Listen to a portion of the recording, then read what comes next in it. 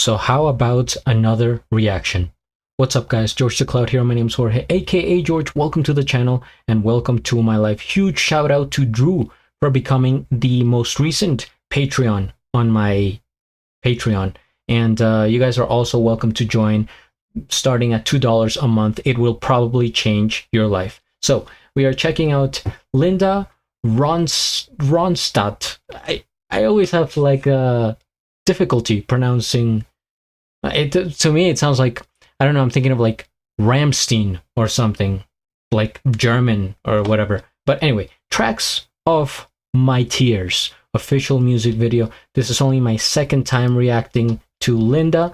The first one was Someone to Lay Down Beside Me. That was just a few days ago, in case you guys want to check out that reaction. So without further ado, let's dive right into this music video that came out in 1975 from the album Prisoner in Disguise. Okay, we have a little bit of history here. I'm learning as I go. And if you guys have more suggestions of songs from Linda that I should check out, by all means comment. But now grab some popcorn, fill up your water, put your headphones on, and let's begin.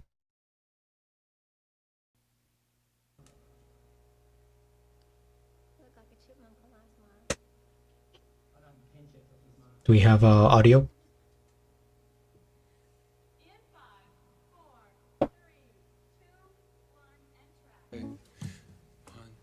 Okay, it was part of the video all along.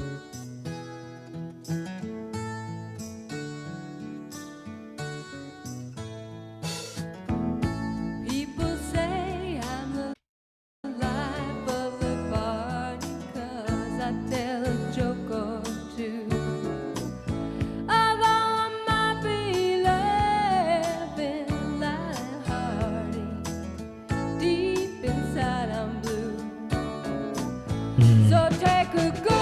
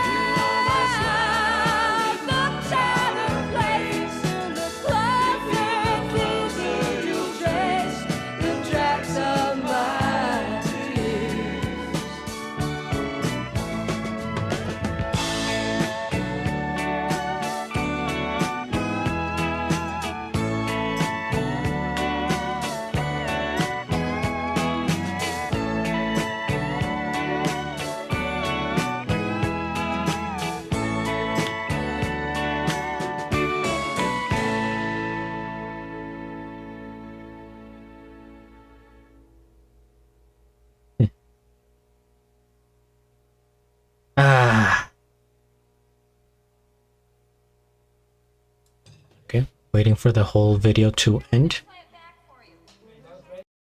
Is they gonna play it back? Fascinating. Back to the 1970s. What a decade. First things first, we hit the like. I am subscribed and I'll have a link of the original video down in the description below. I'm so glad to watch this music video of the time period, right? Because things were so different, and it feels very cool to look at you know, environment and people from back in the day.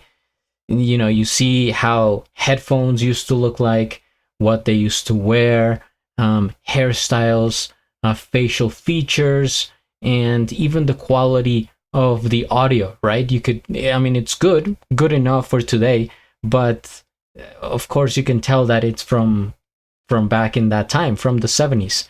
So Linda's voice here, I think it's growing on me a little bit, because I enjoyed this song, I think, a little bit more than the last one.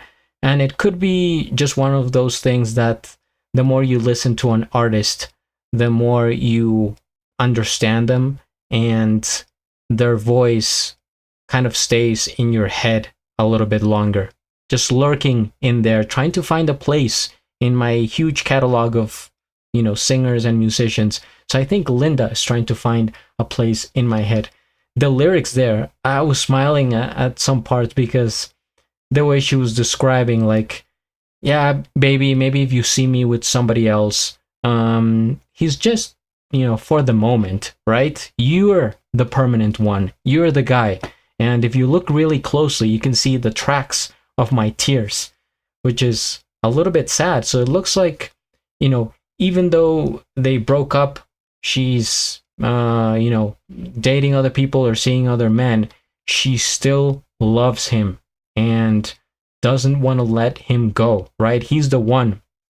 But, you know, out of coping and trying to deal with the situation, and then maybe she tried to just, you know, move on, or just see different people to kind of fill that hole, right? That gap in your heart that you feel when you're done with a relationship, and you sense that something is missing. But I just enjoy the way she was describing, and that's one of the things that I enjoy from music of those, you know, decades, 50s, 60s, 70s, is the way people used to talk, and it does feel more romantic.